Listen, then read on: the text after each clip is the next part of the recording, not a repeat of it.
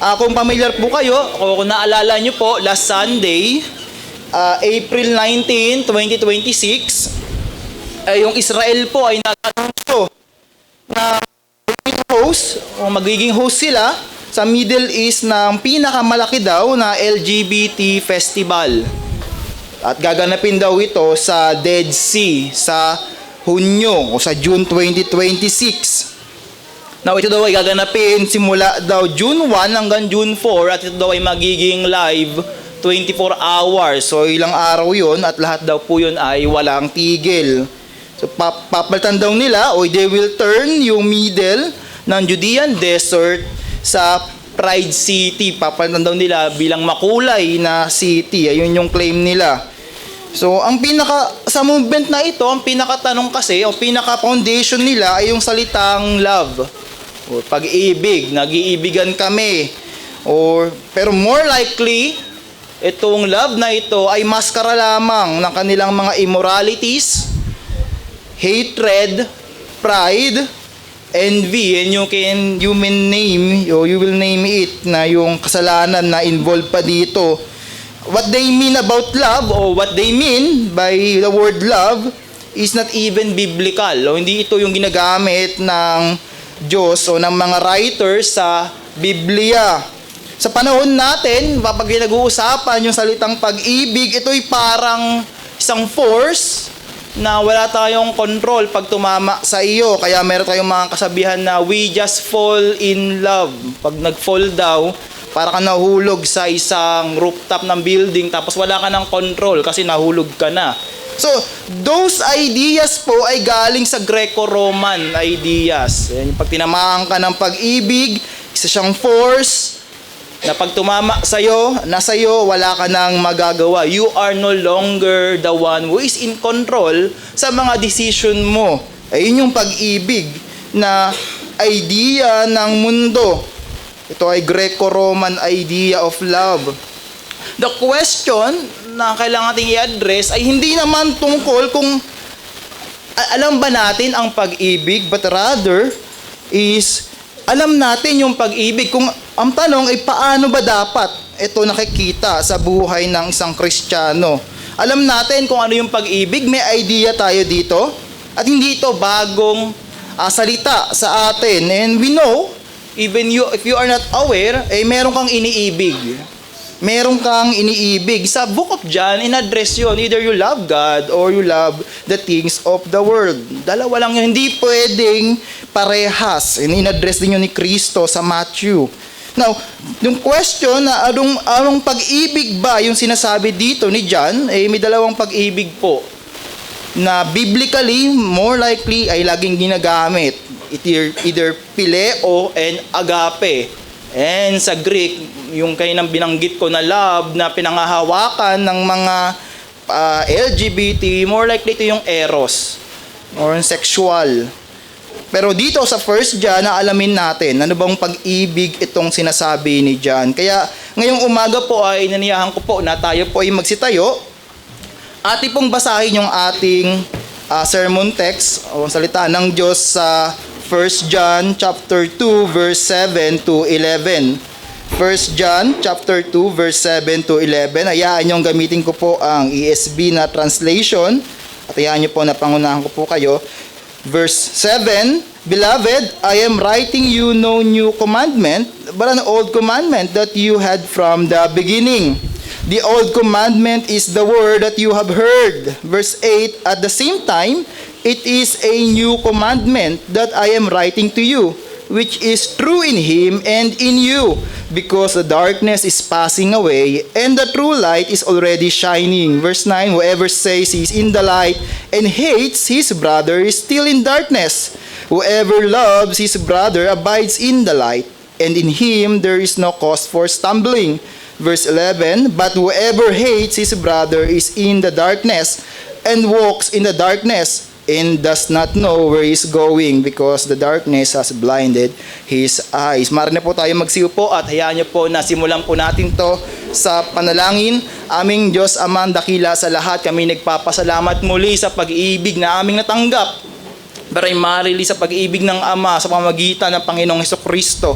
At ngayon, O Diyos, ay kami ay babasahin at aaralin ng iyong salita na sulat ni Apostle Juan. Tulungan mo kami maunawaan ito na kung walang pagkilos ng banal na Espiritu ay wala kaming kayang unawain. Muli, O Diyos, gamitin mo ako, gamitin mo ang bawat isa sa amin upang, Panginoon, makita, Panginoon, katotohanan na ito. Muli, naway walang ibang maitaas kung hindi ikaw lamang, O Diyos. Itong aming panalangin sa pangalan ni Jesus. Amen at amen. So, para hindi po natin makalimutan kung ano po yung ating pinag-aaralan sa 1 John, magkaroon po tayo ng kaunting background. Ang background po natin dito ay yung assurance of salvation. So, nakaraan po, pinag-usapan po natin sa last verse ng chapter 2, yung obediential assurance and evidential assurance. So, ang primary theme ng 1 John is all about the assurance. So, sinisecure ni John, nire-assure niya na yung mga mananampalataya na magbabasa ng kanyang sulat ay makapag-provide o malaman nila na sila ay ligtas. Paano? Sa pamamagitan ng pagsusulit. Test. So may test na gaganapin at ayun yung sulat ni Juan. So to test, not only to the one will enter the fellowship. So itong test na to ay hindi lang sa mga papasok sa simbahan, kung hindi more likely, primarily, ay para sa mga tao nagpo-profess. Kaya mababasa nyo palagi dyan sa 1 John, whoever said. Ibig sabihin, yung test na ito ay para din sa mga nasa simbahan na. Ito ay self-examination test. Ayun yung primary theme ng 1 John. Mapapansin nyo yun sa sulat ng chapter 1. Pero bago yun, may mga false assurances kasi na nakapasok sa simbahan. False assurances. So may bibigay ako ng 4 na in-address ni John. Yung una, yung antinomianism. Yung anti-law na pagtuturo na sila ini-insist nila na kahit wala akong ebidensya ng pagbabagong buhay ng gawa ng Panginoon sa akin, ay ligtas ako. Anti-law o antinomianism. Meron din namang mga false assurance na nakapasok sa simbahan, yung legalism. Laging magkasama yon, legalism. Ito naman yung mga tao na nag-i-insist na kung saan tingnan nyo yung buhay ko, nagpakabait na ako. Pero wala siyang internal work ng banal na spirito. Wala siyang banal na spirito. More likely, more on moralism. And then yung pangatlo ay yung mysticism. Mysticism, another false assurance na nakapasok sa iglesia. Ito naman yung mga tao na nakatingin lamang doon sa gawa ng banal na spirito apart doon sa scripture, only mere experience. Gusto lang nilang ma-feel. Gusto lang nila ng experience. And by those experience, they assure na sila ay ligtas na. Meron akong naranasan, na naginip ako, naramdaman ko. Mysticism yon. At yung kasama niyan ay yung tinatawag na Gnosticism. Ito yung mga false assurance. Yung Gnosticism naman, ito yung naghahanap lamang ng mga secret higher knowledge. Meron akong kaalaman tungkol sa Diyos na wala sa inyo. Ayun yung kanilang kiniklaim, na sa akin lang nangusap ang Panginoon apart from the scripture. Ito naman yung extra biblical. So ang punto is, yung purpose ni John is para sa ating mga mananampalataya maging secured, maging sigurado na ikaw ay ligtas. Pag pumunta tayo ng chapter 5, 1 John chapter 5 verse 13, again, ito yung purpose ng sulat ni John. Ano yung purpose ng sulat ni John? I write these things to you who believe in the name of the Son of God. Ano daw po yun? That you may know that you have eternal life. That you may know that you have eternal life. Para maging sigurado ka.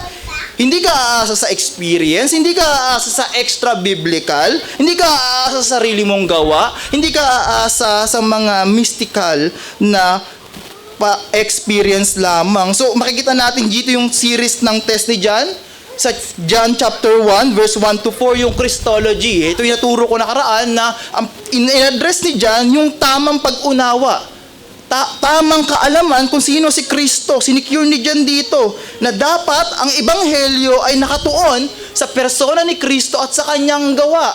Persona at ang kanyang gawa. Na si Kristo ay hindi lamang kaluluwa o pumunta sa lupa o multo, but He is a real God-man. truly God, truly man, sabi ng Chalcedonian Creed.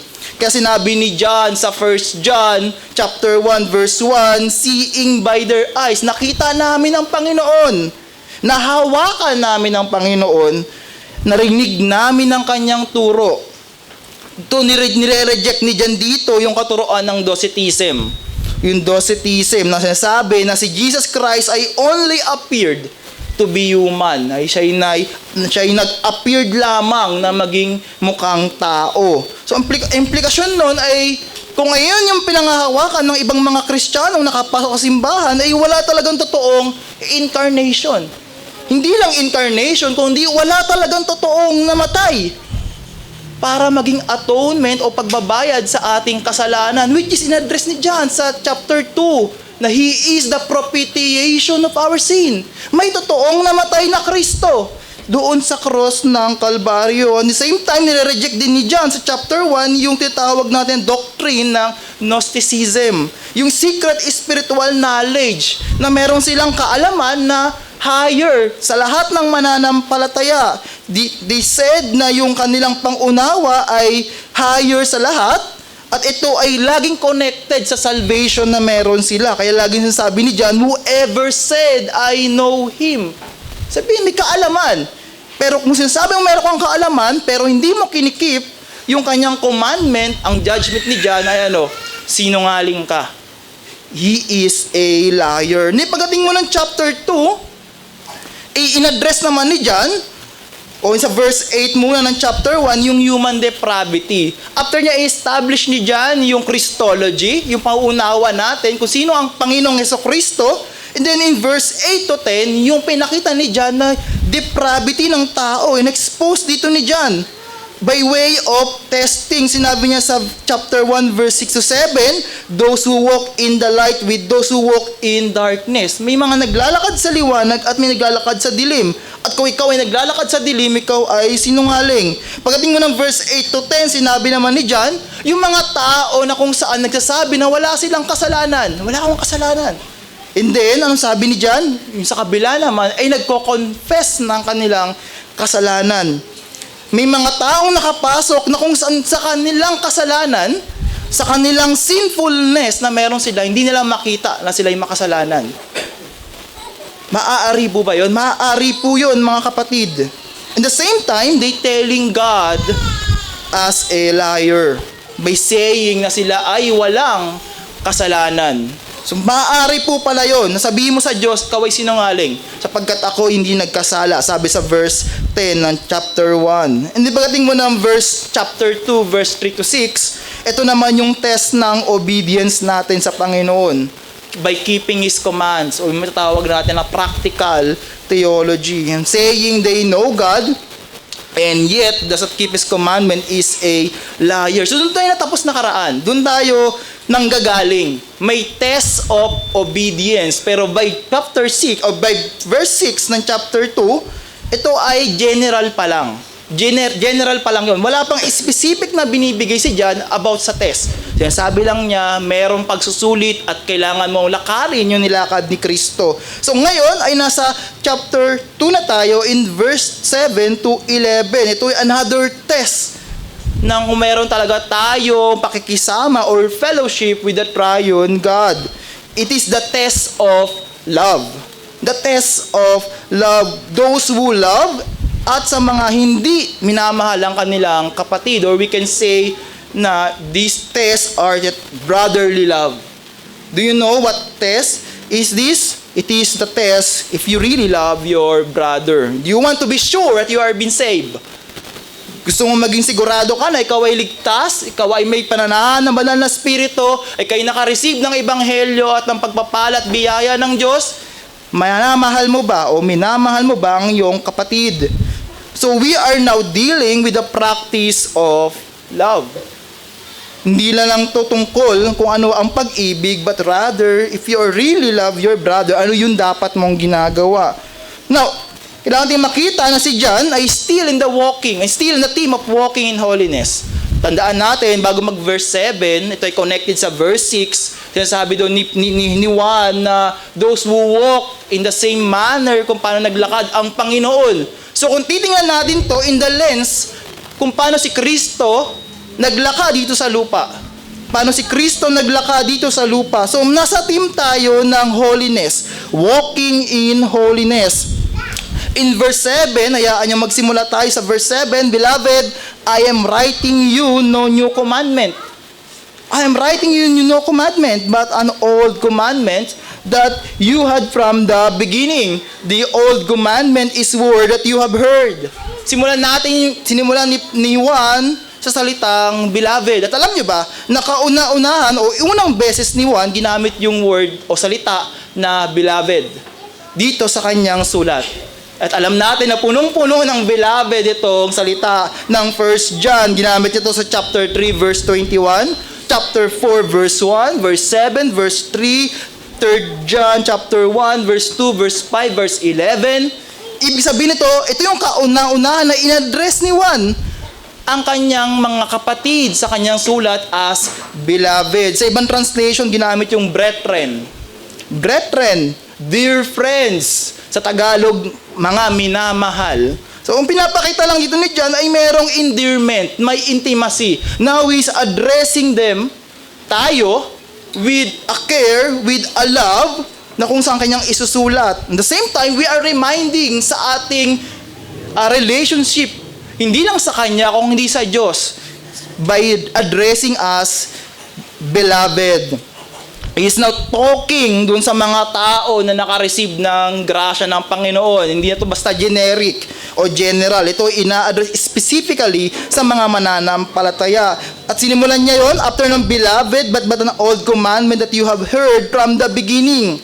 Merong akong sinusulat, hindi ito bago, but ito ay luma na, old commandment na na-receive na ninyo. Alam nyo to. Simula nung panimula pa lamang. May 4 na posibleng interpretasyon sa salitang the beginning.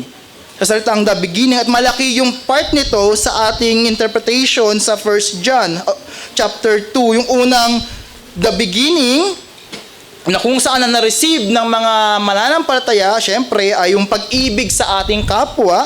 Ang 4 na posibleng interpretasyon nito is yung una, yung Genesis. Na yung mga tao, as human beings, ay meron tayong kakayahan na mahalin ng ating kapwa because they are also created in the image of God.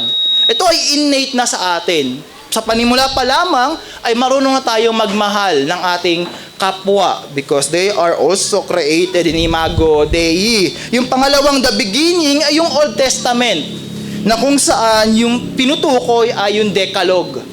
So maaari yung sasabi ni John dito ay ito yung tungkol sa Decalogue. Alam nyo yung 10 Commandments na kung saan specifically ay dapat mong mahalin ang iyong kapwa in the 6 to 10 Commandments. It's about love your neighbor. And specifically, ito ay isinulat sa Levitical law. Sa Leviticus 19 verse 18, love your neighbor. So meron na susulat in the beginning na mahalin ang iyong kapwa. O yung pangatlo naman ay the beginning na possible interpretation ay yung panimulaan ng ministeryo ni Kristo. Yung panimulaan ng ministeryo ni Kristo dito sa lupa nung siya ay nagturo, ay nirenew niya yung aplikasyon ng Decalogue, yung 10 Commandments, na kung saan ang mali ang pag-apply ng mga Pariseo. Sinabi niya yon sa John 13 verse 34 to 35, or yung last na possible interpretation sa the beginning ay yung panimula ng ating pagiging mananampalataya. Ay na-receive agad natin yung bagong utos na kung saan luma pero binago ni Kristo nung tayo ay na-born again. So, we can summarize yung mga interpretation na ito na kung saan ito ipanimula o mas convinced ako na ito ipanimula ng ministeryo ng Panginoong Hesukristo at at the same time connected sa ating pagiging mananampalataya nung nagsimula tayong ma-convert into Christianity. Mapansin natin sa verse 6, sinabi doon that Jesus Christ walked. Ito ay connected dun sa verse 6 na si Kristo, yung kanyang paglalakad dito sa lupa, His life, His ministry, at yung ating paglalakad. Si Kristo naglalakad, tayo rin naglalakad. So dalawa, doon nanggagaling yung the beginning na interpretasyon. At makikita natin yun lalo dun sa John 13 verse 34. John 13 verse 34 to 35, a new commandment I give to you. So, yun yung specifically na sinabi ni Christ, that you love one another. So, in-address mismo sa labi ng Panginoon kung ano yung old commandment na iyon na binago in application. That I have loved you, you also are to love one another. And by this, all people will know that you are my disciples, if you have loved one another. And pinakita rin ng Panginoon kung ano itong pag-ibig na ito. Ito yung bagong commandment, new, which is an old, by His perfect example doon sa cross ng Kalbaryo. Hindi lang sa cross ng Kalbaryo, pero habang naglalakad din siya sa kanyang ministeryo. So, ang pinakapunto dito ay nire-remind tayo ni John. Nire-remind tayo ni John sa verse 7 na may commandment tayong na-receive. At itong commandment na ito ay no new commandment. Hindi siya nag-iinvento, hindi siya nag-i-invent, hindi ito bago sa pandinig tulad ng mga Gnosticism na malaging meron silang bagong katuruan, but rather meron na itong na-receive na ito ng mga mananampalataya sa panimula pa lamang ng ministeryo ng Panginoon. In verse 8, at the same time, it is a new commandment that I'm writing to you. So may old commandment na na-receive nyo na sa simula pa lang, at ito ay bagong kautusan. Again, hindi ito iniinvento ni John. So sabi niya na hindi ko ito iniinvento, hindi ito bagong katuruan, hindi rin ito tulad ng mga Athenians sa Acts 17:21. Ano yung Acts 17:21? Ito yung mga nakadialog ni Paul. Itong mga Athenians ay naghahanap sila ng mga bagong katuruan. They just want to hear new teachings. Hindi yun. Sapagkat kapag in-unpack natin yung verse 8 o yung word na new commandment, yung Greek word ng new is yung tawag na kainos o kainos. Ito ay nagre-refer sa quality. New quality. Yung commandment, new quality, may freshness. In comparison sa neos, na means time or chronologically time, bago. But rather, ang ina-address ito ni John ay yung new commandment ay may bagong lente, may bagong quality, may bagong freshness. Ang punto is, this old commandment has a new quality. Yung old commandment ay may bagong kwalidad. New freshness na kung saan ay makikita natin sa bagong lente. What lens? Through the covenant of grace. Na yung 10 commandments na mahalin mo ang iyong kapwa, mahalin mo ang iyong neighbor, ay may bagong aplikasyon at bagong paningin sa pamagitan ng covenant of grace, sa pamagitan ng Panginoong Hesukristo. On the same time, hindi na to, itong old commandment ay na-renew. Itong old commandment ay new commandment na. Ito ay tinatawag sa New Testament as the law of Christ. The law of Christ. And then pag pinasa mo yung verse 8, at the same time, it is a new commandment that I am writing to you, which is true in Him and in you. Ano yung totoo kay Kristo at totoo rin sa atin? Which is true in Him and in you. Alam niyo yung sagot doon? What is the thing that which is true in Christ and in us? Ano yung totoo kay Kristo at totoo sa atin? Perfectly sa Kanya at faulty sa atin because we are still in the bodies of death. Ang sagot is love. Ito ay perpekto kay Kristo at sa atin ay more likely, mas more often dahil sa ating sinfulness is imperfect, ito ay love. So ang punto is this perfect love is renewed in Christ. Ito ay nirenew ni Christ. At the same time ay minanifest ni Christ. Minanifest ni Christ. This perfect love only found in the person of Jesus Christ. And the world never sees before. Hindi nakita to ng mundo. Yung totoong pag-ibig. Until such time, si Kristo ay namuhay. Nagturo, naglakad dito sa lupa, and more likely, nung siya ay namatay sa cross, pinakita niya kung ano yung perfect love. And because of this perfect love, we have and we have been saved by grace. So in verse 8b, so totoo kay Kristo at totoo rin sa atin yung pag-ibig ng Diyos. And now in verse 8, because the darkness is passing away and the true light is already shining. So mayroong kadiliman na unti-unti nang nawawala. At merong tunay na liwanag na it's already nasa atin na yung sinasabi niya nandito na yung old self mo ay nagpa-pass away na, unti-unti nang nawawala. Bakit? Dahil sa ebanghelyo na dating ikaw na masama, dating ikaw ay namumuhay sa immoralidad, ay ngayon binabago na ng Panginoon day by day because Christ is in you. And then sasabi niya dito na yung old nature mo bilang makasalanan ay ngayon ay unti-unti na nawawala. And the shine of Christ, the light of Christ is day by day perfected you until the glorification. Basahin natin sa Proverbs 4:18. Proverbs 4:18, but the path of the just is as the shining light, that shineth more and more unto the perfect day. Because it is because of the gospel and because of the power of the Holy Spirit that sanctify you every day. So ang punto na yung old commandment na nag-record sa atin na mahalin yung ating kapatid, ang ating mga neighbor, yung gospel ay nire-record naman tayong mahalin yung ating mga brethren, kung saan ay imitasyon lamang ng perfect love of Christ. So yung Old Testament, sinasabi sa atin na mahalin mo yung kapwa mo. And now, yung sinasabi ng Ebanghelyo ay mahalin natin, specifically yung ating mga kapatid. At ito ay imitasyon lamang ng perpektong pag-ibig ng Panginoong Hesukristo. At sinabi natin na kung saan, kung ikaw ay tunay na naka-receive ng Ebanghelyo, anong tawag na sa atin in chapter 3 verse 1? We are now become a children of God, a child of God. At meron tayong bagong kautusan na mahalin mo ang iyong kapatid.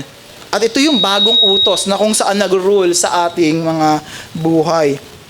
Kaya ang ating sermon message sa umaga po na ito is ito: the Father's love is made more evident in us when we love our brethren. No, the Father's love is made more evident in us when we love our brethren. Sa Tagalog, mas nahahayag sa atin ang pagmamahal ng Ama kapag minamahal natin ang ating mga kapatid. Na makikita talaga natin ang pag-ibig ng Diyos sa iyo o sa akin sa tuwing minamahal natin ang ating kapatid.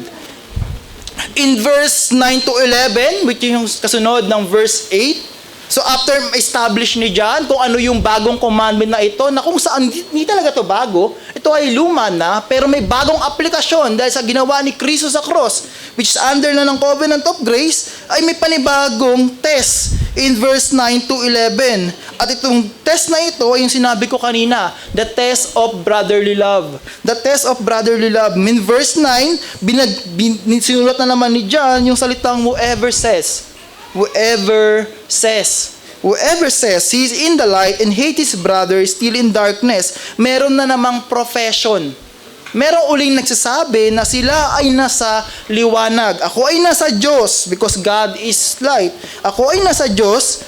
And then sabi ni John, kung ikaw talaga ay nasa Diyos, pero meron kang pinapuputan mo ang iyong kapatid, you are still in the darkness. So may testing uli sa mga taong nag-claim na sila ay mga Kristiyano. When we say light and darkness, means yung light is yung tao na kung saan ay meron ng eternal life o Kristiyano, and then pagdating mo sa darkness, ito naman yung mga tao na kung saan is merong eternal condemnation na naghihintay or mga unbeliever. Ang ma-observe natin dito ay ito, na napaka-imposible na ikaw na naka-receive, nakatanggap ng biyaya, perpektong pag-ibig ng Diyos Ama sa pamamagitan ni Kristo, ay hindi mo kayang mahalin ang iyong kapatid. Na-imagine niyo po ba yun? Na ako naka-receive ng ebanghelyo, perpektong pag-ibig na hindi makikita sa mundo na ito. At nakita ko dun sa cross ng Kalbaryo sa pamamagitan ng kamatayan ng Panginoong Hesukristo, and yet, galit ako sa aking kapatid. Can you imagine those statements? At ayun yung sinasabi ni John sa verse 9. Contradict po yun. Kaya ito ay reference sa verse 6 na whoever says he abide in Him. You are telling na you are in the light, you are abiding in God, and ought to walk in the same way. Bakit? Kasi nakaka-receive ka ng source ng pag-ibig, and yet hindi mo kayang lakarin yung pag-ibig na iyon. And this light ay nag-indicate na ikaw ay regenerated. So ang punto po natin ay may dalawa lang akong ibibigay. So what motivates us to really love our brethren? Una, the believers love what Christ loved. The believers love what Christ loved. Then yung pangalawa, the devil hates what Christ loved. So dalawa lang yun. Either mahal mo yung mahal ni Kristo o pinapuputan mo yung mahal ni Kristo. It's either ikaw ay kay Kristo o hindi kay Kristo. Ikaw ay nasa gawa ni Kristo o ikaw ay against sa gawa ni Kristo. So dalawang punto lang po yun. And we can say many things sa verse na ito, pero let me limit on that too. Verse 10, whoever loves his brother abides in the light, and in him there is no cause for stumbling. Whoever loves his brother abides in the light, and in him there is no cause for stumbling. Ayan yung sa unang part ng verse 10 ay sinasabi dito na kung saan yung epekto ng pag-ibig ng Diyos Ama, at the same time, yung pag-ibig ng Ama na yon ay yung nagiging means o kaparaanan para mag-stay ako dun sa pag-ibig ng Diyos. So dalawa lang yon. Yung mga nagmamahal sa kanilang kapatid, ay sila rin yung nakaka-receive ng liwanag ng nasa Diyos, o pag-ibig ng Diyos sa liwanag. At the same time, kung ikaw ay nakaka-receive ng pag-ibig ng Diyos Ama, ikaw ay magmamahal sa iyong kapatid. Di ba? Napakaganda nun. Hindi mo pwedeng gawin yung yung isang bagay na hindi connected sa isang bagay. Kung ako ay nakaka-receive ng pag-ibig ng Diyos, mamahalin ko ang aking kapatid. Kung minamahal ko ang aking kapatid, mag-retain ako o mag-continue ako sa pag-abide sa Diyos. So, hindi mo pwedeng paghiwalayin yung dalawang bagay na iyon. Sabi ni Robert Candlish sa kanyang commentary, the law of action and reaction is here very noticeable. Being in the light begets brotherly love. Brotherly love secures abiding in the light. Do you want to secure your salvation, your love of the Father that you receive? Love your brothers. Do you want na kung saan makita pa yung pag-ibig ng Diyos sa iyo? Love your brothers. And then you cannot go na isa lang yung kunin mo. I just want to receive yung pag-ibig ng Diyos and then gagagalitan ko ang aking kapatid. Hindi pwede yung ganong bagay. Ang punto is, you cannot abide in the light and yet hate your brothers. Hindi po maaari yung bagay na iyon. And those who walk in the light must necessarily love his brothers. So, yung unang punto is the believers love what Christ love. Kung gusto mong mahalin ang Diyos, kailangan mo lang siyang kilalanin. Wala akong nakilala na totoong kinilala ang Diyos sa pamamagitan ng salita niya at kinagalitan niya ang Diyos. Sa tuwing kinikilala natin ng Diyos, the more we being in love in Him and with Him, and the more na kinikilala natin ang Diyos, the more na makikita natin yung image ng Diyos sa ating kapwa, the more na iibigin natin ang ating kapwa. So for those who claim that they love Him, must love the brethren, for Christ is in them. So titingnan ko ang aking kapatid, hindi dahil siya, kundi si Kristo ay nasa kanya. Kaya ko minamahal ang kapatid, sapagkat si Kristo ay nasa kanya. At dahil mahal ko si Kristo, mamahalin ko din siya. At ayun yung sinasabi ni John. Ang question ni, why do we need to love our brethren? Not because for the sake of the love itself, tulad ng mga LGBT, for the name of love, for the sake of the love? No, but because of what Christ loved. We love the brethren because Christ loved the brethren. If Christ loved you and gave His life for you, I will walk in the same path. Kung si Kristo ay nag-sacrifice, si Kristo ay namatay, kung hihingiin ng panahon, ng sitwasyon, ay handa ako dapat mamatay tulad ng Panginoong Jesucristo na kinamatayan ang kapatid. Ang kailangan natin tandaan dito is love is very much more than the ideal or yung tawag natin na flowery expression lamang, mga mabubulaklak na salita. Love is more than that. Ito ay very intensely practical na bagay. So the follower of Jesus is required to love one another for His sake. Sinabi niya yung sa John 13 verse 35. By this all people will know that you are my disciples. Paano? If you have love for one another. So ang punto, we cannot truly love Christ without also loving His brethren. As simple as that. We cannot truly love Christ without also loving his brethren. So Christ died for the brethren. It's contradicted if we hate them. At dapat lahat ng ating ginagawa sa ating mga kapatid ay dapat motivated ng pag-ibig na nagmumula sa Diyos. Kaya ang hamon ko po sa bawat isa ay ito. Kasama rin po ko dito. Don't be a passive spectator in your Christian walk. Don't be a passive spectator in your Christian walk. Actively invest in the life of your brothers and sister. Be genuine regarding sa interest o sa sorrow ng kapatid or sa joy ng kapatid. Maging genuine tayo. In the same time, have fellowship with them. Kilalanin mo ang kapatid. At the same time, buksan mo ang iyong bahay para sa iyong kapatid. At ipanalangin mo ang kapatid. Do you ever ask yung iyong kapatid, kinamusta mo ba ang iyong kapatid? And ayun yung dapat maging hamon. At ayun yung hamon natin sa bagay na ito. At the same time, hindi nagtapos yung verse 10 sa ganong kautusan lamang o ganong hamon. Pag binasa ninyo yung second part ng verse 10, may pinakita doon ng advantage ng brotherly love. Kung ginagawa mo yung pag-ibig mo sa kapwa mo, sa iyong kapatid, ito yung marireceive mo. Ano yon? In Him there is no cause for stumbling. Napakaganda nung kapatid. In Him there is no cause for stumbling. Hindi niya lang ina-express yung salvation na meron ka because minamahal mo ang iyong kapatid. It only means na mine-maintain ka niya. Na doon sa liwanag, it's also preserve and prevent us from saan? Sa scandalous na conduct, scandalous sin. Sapagkat minamahal ko ang aking kapatid, hindi lang ako pine-prevent ng Diyos. Kung hindi lang ako pine-prevent ng Diyos, pine-preserve niya rin ako para hindi ako mahulog saan? Sa scandalous sin. Yung cause for stumbling, sa Greek word nun is skandalon. Skandalon, which means scandal.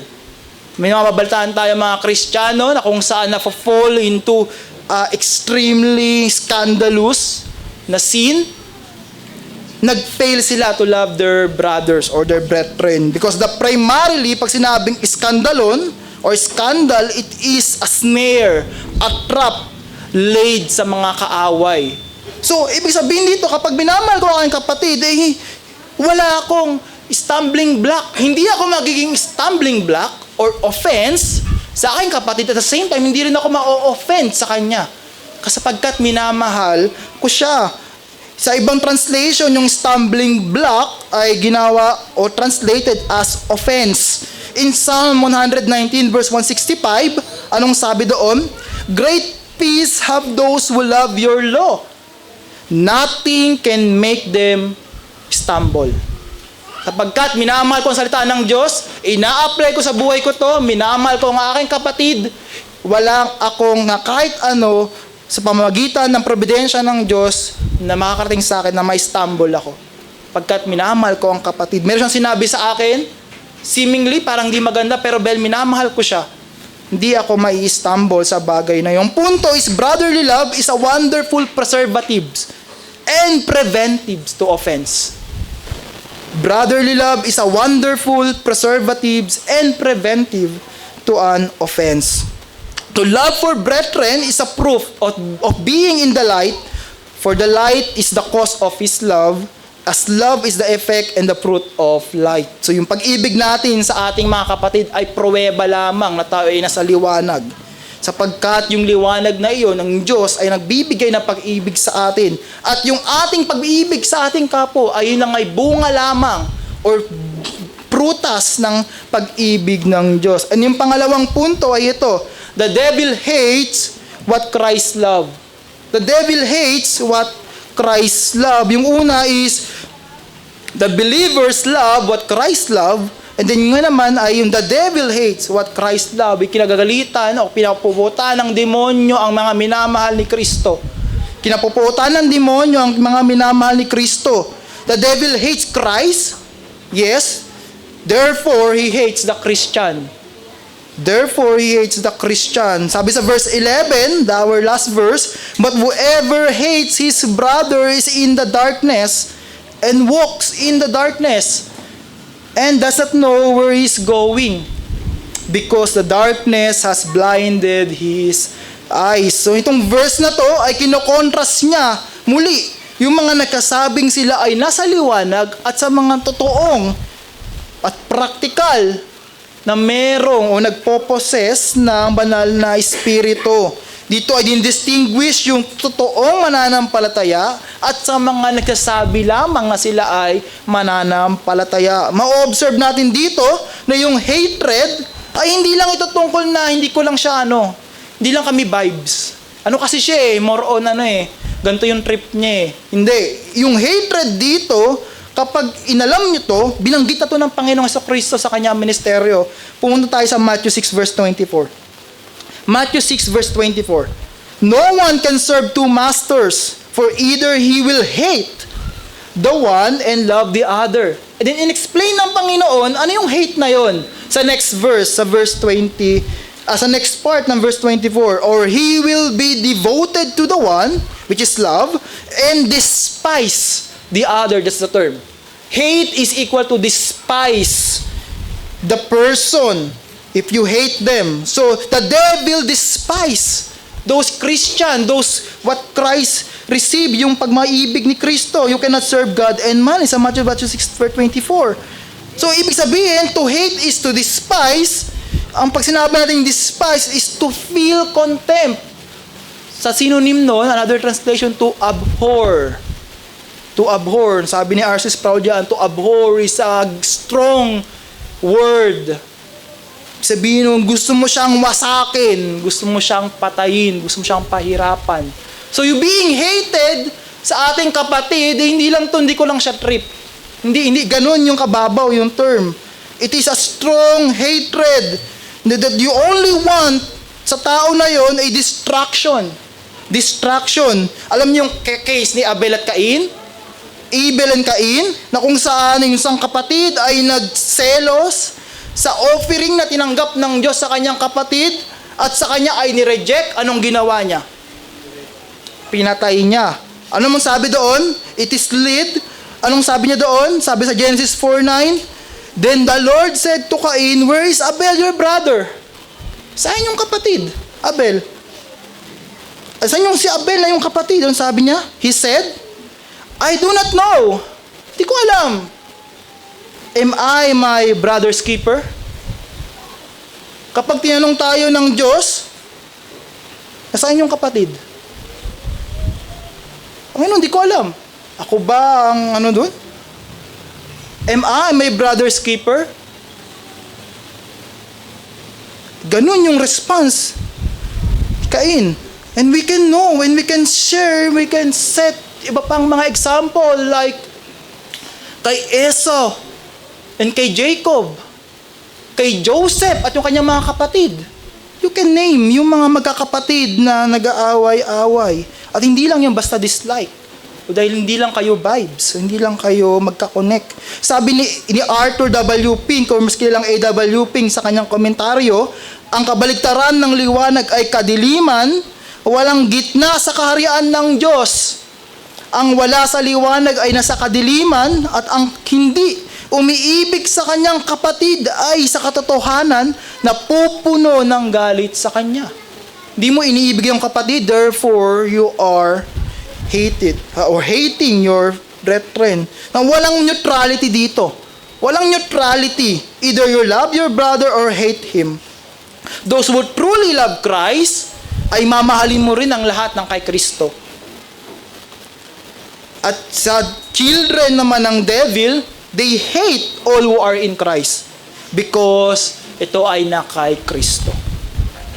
At another commentary ni A.W. Pink, ang taong may galit ay gagawin ng lahat para iangat ang sarili niyang pangalan at sirain ang sa kapatid niya. Pupunta siya kung kani-kanino na handang makinig.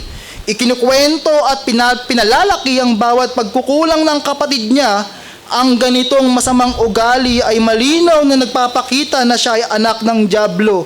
na tinutupad ang masasama nitong hangarin. At ayun yung ginagawa ng mga galit sa kanilang mga kapatid na nagsasabi na sila ay nasa liwanag pero naglalakad sa kadiliman. And that is the commentary of the AWP. Kaya ang hamon ko po sa inyo, see your brothers and sisters as renewed in Christ and do not let hatred distort your view.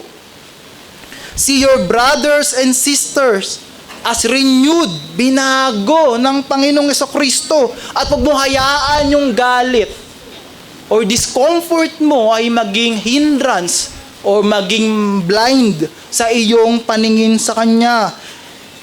So, kailangan natin makita dito na yung remaining sins na meron tayo, minsan ay yung nagiging hadlang para makita natin yung ating kapatid ng may kalinawan sa mata ng Ebanghelyo. Sabi sa Proverbs 10 verse 12, hatred stirs up strife, but love covers all offenses. Well, we will offend one another along the way sa ating paglalakad sa Christian life because we are still sinners. Totoo yun. But higit doon yung pag-ibig ng Diyos. At makakaya nating patawarin ang bawat isa sapagkat yung pag-ibig na perpekto ay meron at na-receive ng bawat isa sa atin. So the more we love them, the less likely we are to be offended sa kanilang mga kahinaan. We are still in weak body of sin. Pero dahil minamahal natin sila araw-araw, dahil sa pag-ibig ni Kristo, ito ay more likely hindi tayo ma-offend along the way. So sa aking pagkatapos, itong salita na to mean nothing. So wala tong kwenta kung itong salita na to. Tulad lamang tayo ng mga mere professor or whoever says, sabi ni John, na kung saan, kung ating pag-ibig ay walang pagkilos. Love means nothing if it's all done by our lips. Walang kwenta ang iyong salita kung wala ka namang gawa. We cannot love our brother apart from the source of love. Kaya natin makita yun. We cannot love our brother apart from the source of love. Nahirapan ka mamahalin ng iyong kapatid, baka hindi ka pa nakaka-receive ng perpektong pag-ibig ng Diyos Ama. Sabi sa 1 John 4 verse 19, sa chapter 4 nito, we love because He first loved us. Naka-receive tayo ng pag-ibig ng Diyos, and therefore we can love our brethren. So pinakita yun ng Ama kung ano yung totoong pag-ibig.